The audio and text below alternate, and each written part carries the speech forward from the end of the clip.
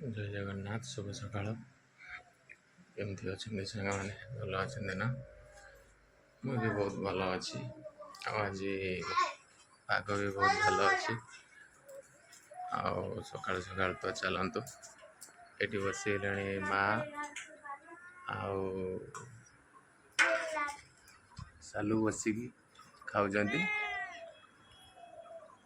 मुढ़ी मुढ़ी पियाज कोली आचार आंबुल बसिक खाऊँ सालू सालू माँ कौन कर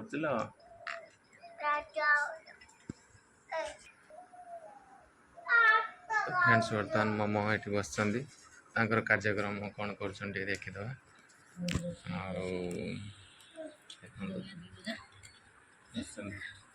गुड मॉर्निंग हाय सांग माने गुड मॉर्निंग नमस्कार केमती अछंती भलरे अछंती ना आशा करछि बहुत भलरे थिबे मु भी बहुत भलरे अछि तो सकाल सकाल कौन कौन आरंभ कर दी सारे कौन कर आज कौन सब आज बोईताल भजा हबो साग हबो पिता हबो आ एटा मजा आलू पकई चचड़ी हबो अच्छा अच्छा खाइल ना नहीं ना खाई नहीं केतले खाइबो एटा कोसरी खाई मते मुड़ी एगादटा दियो चलो तो फ्रेंड्स आज सकाळर हेडलाइन सेटा थिला तापर आगु कोन हम देखिबी जय जगन्नाथ फ्रेंड्स देखिबा चलंतु सालू आउ तांको बापा हिटलर कोन करूचंती कोन करछ पखाळ के चलची पखाळ खाइला आज आउ 10टा बेले न खाई के दिन गुटे बेले आज दी पर आ गरम खाइबानी पखाळ खाइ देले आगो टिके आउ आलू पुदीना नाडी पत्ता करी आ कौन करियो सालू तमे कोन खाउछो आ कोन खाउछो आलू आ हिटलर किछि को माँ का खाई चलन हां मां मु वो खाइ सैलेने हम तो खाई चलन हां बाकी मो काम हां तो फ्रेंड्स बर्तमान गरम दिन आसीगला आपण माने घर टिके उसना पखाळ खांतु साग टिके बड़ी भजा टिके खांतु देह सुस्थ रहइबो जय जगन्नाथ केमती अछंती सांग माने हमें तो बहुत भलरे अछु आ बर्तमान टिके मार्केटिंग बाहर छु मार्केटिंग जवा टिके काम अछि पिला माने आसना मोमो आसचंती आ जाऊँ किसी मार्केटिंग अच्छी मामा तुम किसी कह जय जगन्नाथ आम मार्केट करते जाऊे मार्केट करके आसवा गुपचुप का खाइबा आओ दही बड़ा खाइबा तो फ्रेंड्स एमती कथा कौन खाइब कह मन खुली कहन कहनी कौन गुपचुप खाइमी दही बड़ा खाइमी आओ किसी खाइमी बस गुपचुप दही बरा खाइब आ पिला मान को कौन पिला मान पे चाउमिन नहीं आसवा हाँ ना तो फ्रेंड्स बर्तमान तांकर चाउमिन आ गुपचुप रहीगला से आशा रहीगला से खाइबे आ कौन कह कौन प्रमिश कर रागिबनी अच्छा मुझे छुई देख प्रमिश कर दी सत रागिबनी ना को सत तो कहूच सत रागिबनी तो गोटे कथा कहबी कौन कौन कहू रागिब जदि बहुत मन दुख हम तुम तो मन दुख है पूरा भासी जाऊ सत रागिबनी खाऊ कुहनी ड्राइविंग कर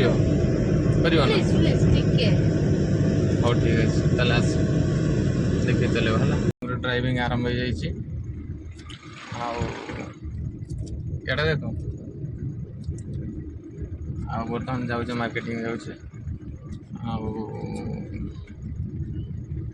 आने कौन कौन सब किण कह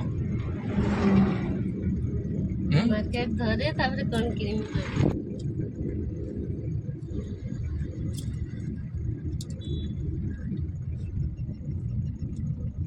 आओ ନା କ'ଣ ହଁ ଏମିତି କଥା ଆଉ ଲାଗିଗଲାଣି 10-12 ଦିନ ହେଲା।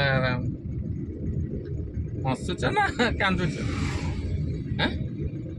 ବସୁଛି। ହଉ ଫ୍ରେଣ୍ଡସ୍ ଏମିତି କଥା। ଆଉ ଟିକେ ସ୍ପିଡ୍ ଚଲାଅ ଟିକେ। ନା ନା ଆରେ ସ୍ପିଡ୍ ଟିକେ ଚଲଉନ। ନା ନା କ'ଣ ନା ନା ନା ନା ତମର ସିନା ଅଭ୍ୟାସ ହେଇଯାଇଛି ତମେ ଚଲେଇବ, ମୋର ଅଭ୍ୟାସ ହେଇନି, ମୋର ଏମିତି ଆଗକୁ ଦେଖିକି ଚଲାଅ। ହଉ କ'ଣ କହିବି ଫ୍ରେଣ୍ଡସ୍,